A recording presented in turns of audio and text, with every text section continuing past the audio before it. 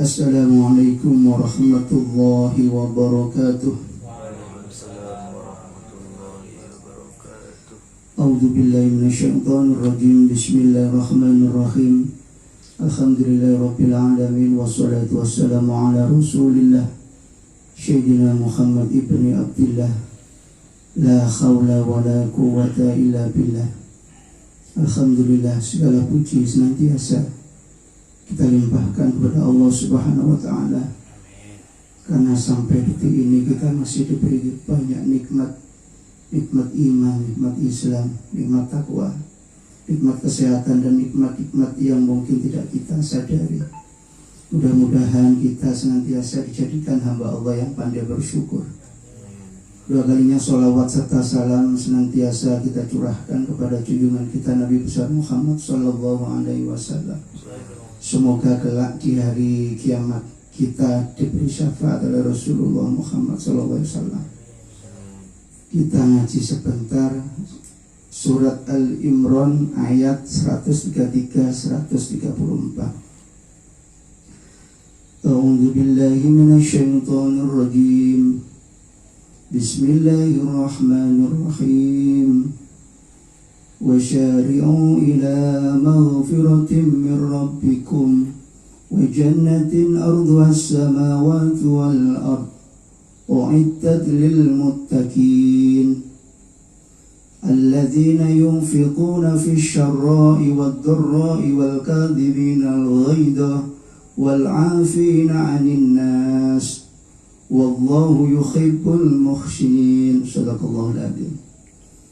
Dan bersegeralah kamu kepada ampunan dari Tuhanmu dan kepada surga yang luasnya seluas langit dan bumi, yang disediakan untuk orang-orang yang bertakwa, yaitu orang-orang yang menafkahkan hartanya baik di waktu lapang maupun sempit, dan orang-orang yang menahan amarahnya dan memaafkan kesalahan orang. Allah menyukai orang-orang yang berbuat kebajikan.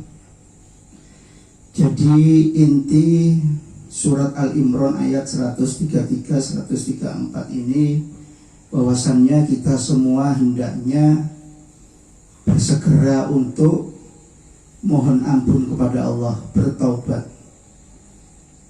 Di dalam kehidupan kita itu banyak sekali urusan-urusan yang tentunya agama mengatur kira-kira apa yang hendaknya kita dulukan, apa yang hendaknya kita segerakan.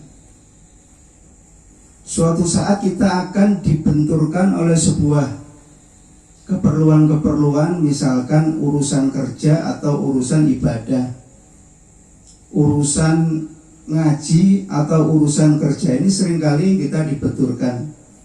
Kalau kita punya dasar, kita ngaji tentang ilmu apa yang harus kita segerakan, maka insya Allah kita akan bisa memilih apa yang terbaik. Salah satunya yaitu kita harus bersegera untuk bertaubat, mohon ampun kepada Allah. Di dalam ajaran agama Islam, salah satu apa yang harus disegerakan adalah bertaubat, taubatan nasuha. Ada cerita orang yang senang maksiat. Suatu ketika bertanya kepada seorang imam. Insya Allah dulu pernah saya cerita juga ini. Jadi seorang imam, Ibrahim bin Adam, ditanyai oleh orang yang sudah biasa bermaksiat. Wahai imam, saya ini pengen sekali bertaubat.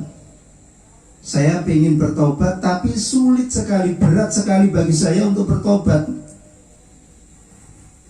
Masih sulit bagi saya meninggalkan minum-minuman keras, berzina dan sebagainya. Tapi saya ingin bertaubat, wahai imam, bagaimana ini? Jadi karena Ibrahim bin Adam ini seorang imam besar yang banyak hikmah, beliau menjawab, wahai hamba Allah, silahkan kamu berbuat maksiat, Tapi ada syaratnya. Apa itu? Yang pertama, silahkan kamu berbuat maksiat, tapi syaratnya kamu harus niat untuk bertobat. Nah, mendengar yang syarat pertama masih ringan. Orang yang ingin bertobat ini tapi berat ini tadi merasa, wah ini masih ringan, enak. Saya bisa maksiat tapi yang penting punya niat untuk bertobat. Nah, mudah ini. Kemudian syarat yang kedua apa?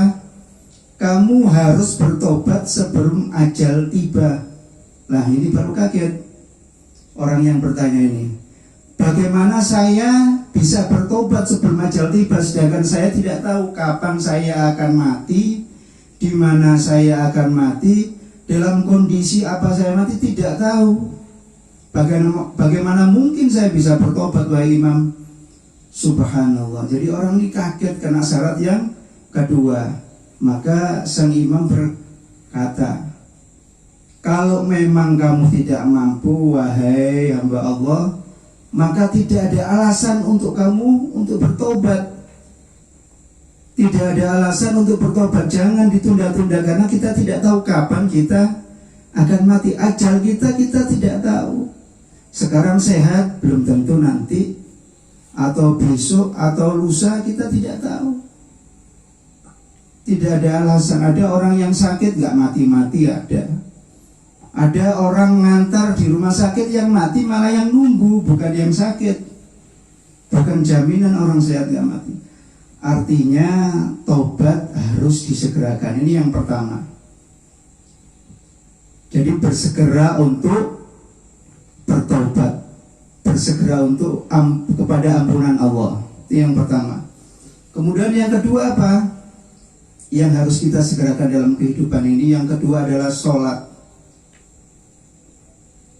Dirikanlah sholat sebelum kita datang repot atau kita tidak sempat. Dirikanlah sholat. Jangan nunggu-nunggu kita senggang. Pokoknya begitu kita mendengar dan kita sadar itu ada perintah atau azan, atau bahkan mungkin kita lihat kita mungkin sudah terbiasa dengan mempersiapkan waktu sholat, maka kita berusaha untuk bersegera sholat. Jangan nunggu nanti aja, nanti agak senggang. Belum tentu ajal kita nggak ngerti. Bisa jadi kita nunggu malah repot lagi, tambah repot. Semakin nanti habis waktu sholat. Kemudian yang ketiga, apa yang harus disegerakan dalam kehidupan ini, yaitu membayar zakat. Kalau di pondok kita diajari zakat itu 1/5 lebihan. Bahkan kalau bisa kita jangan hitung-hitungan tentang zakat. Artinya kalau bisa kita lebih, ya kita segera untuk sisihkan. Minimal ya 1/5 lebihan. Insya Allah kalau kita jalankan itu, maka zakat tahunan kita sudah bebas, karena kita sudah memenuhi zakat 1/5 lebihan. Dan ini kita belajar untuk kita laksanakan. Dalam kondisi sempit, dalam kondisi kita banyak rezeki, tetap zakat. Zakat itu prosentase sesuai dengan harta yang diberikan Allah kepada kita. Kalau bulan ini hanya 100.000, ya sesuaikan zakatnya, sesuaikan dengan katakanlah 100.000, tapi insya Allah teman-teman ya pasti lebih. Misalkan 1 juta, ya berarti 1/5 lebihannya. Kalau yang yang penghasilannya mungkin diberi kelebihan oleh Allah sampai 10 juta, ya berarti zakatnya lebih besar. Jadi segera kita bayar zakat sebelum balak datang. Terkadang kita ini kalau tidak dipaksa zakat itu nggak berangkat zakat. Contoh, suatu ketika kita punya uang lebih, mestinya zakat nggak dibayar-bayar. Kemudian kita naik sepeda motor, tiba-tiba dompet kita jatuh, ada uangnya. Ternyata gara-gara kita tadi gak mau zakat, malah kita kehilangan, dipaksa oleh Allah hilang. Atau mungkin kadang-kadang kita hilang uang kita melalui ban bocor. Tadi mau zakat 5.000, ada orang minta-minta nggak dikasih, berangkat keluar kena ban bocor, nempel kena 10.000 malah lebih. Jadi kadang-kadang kita tidak sadari. Maka zakat ini segera sebelum balak datang. Jangan nunggu balak baru kita zakat. Dan masih banyak hal-hal yang kita harus segerakan. Di antaranya yaitu membayar hutang. Kalau kita punya hutang, kita ada uang, ini harus segera. Jangan nunggu nanti kalau banyak, sisanya banyak baru kita bayar. Kita berusaha untuk menyegerakan bayar hutang, karena ini bisa menjadi masalah di alam kubur, di akhirat yang akan dipertanyakan. Bahkan Rasulullah pernah tidak mau menyolati gara-gara jenazah ini punya tanggungan hutang. Saya pribadi juga berusaha untuk belajar jangan sampai kita banyak hutang. Kalau bisa ya segera dilunasi. Mungkin kita juga berdoa, ya Allah, mudah-mudahan nanti kita, ajal kita itu hutang-hutang kita sudah lunas. Paling tidak orang-orang yang pernah menghutangi kita bisa dibebaskan. Mungkin kita nggak ngerti, tapi mereka sudah membebaskan. Kadang ada orang yang seperti itu. Dia pernah ada temannya hutang, gak dibayar-bayar, ya tak ikhlas nol. Kita yang hutang gak tahu, tapi yang menghutangi, karena orang yang membebaskan itu pahalanya luar biasa. Yang memberi keringanan aja diberi pahala oleh Allah, apalagi yang membebaskan, itu pahalanya luar biasa. Kadang orang yang hutang itu lupa, orang yang dihutangi gak lupa kadang-kadang. Yang lupa yang hutang ini yang bahaya. Hati-hati kita hutang lupa, itu bahaya itu. Soalnya yang dihutangi nggak lupa, itu bahaya. Nggak lupa, kecuali kalau yang menghutangi mengikhlaskan itu mending. Kalau enggak, wah bahaya kita punya hutang kok lupa. Jadi itu hal-hal yang harus kita segerakan. Minimal kita berusaha untuk bertobat nasuha, tidak mengulangi. Jadi kita berusaha untuk mempunyai tekad tidak mengulangi kembali apa-apa yang pernah kita lakukan, dosa-dosa yang pernah kita lakukan. Kita berusaha untuk bersegera kepada ampunan Allah dan kepada surga yang luasnya seluas langit dan bumi, yang disediakan untuk orang-orang yang bertakwa. Siapa? Orang-orang yang menafkahkan hartanya, baik di waktu lapang maupun sempit. Ya mudah-mudahan kita termasuk hamba-hamba Allah yang mau membayar zakat, baik waktu kita rezeki banyak maupun rezeki kita sedikit, persentase. Percuma kalau hartanya banyak, zakatnya 1 juta padahal penghasilannya ratusan juta. Masih mending orang yang penghasilan 100, zakatnya 50.000. Kelihatannya 50.000 tapi uangnya cuma 100. Berat.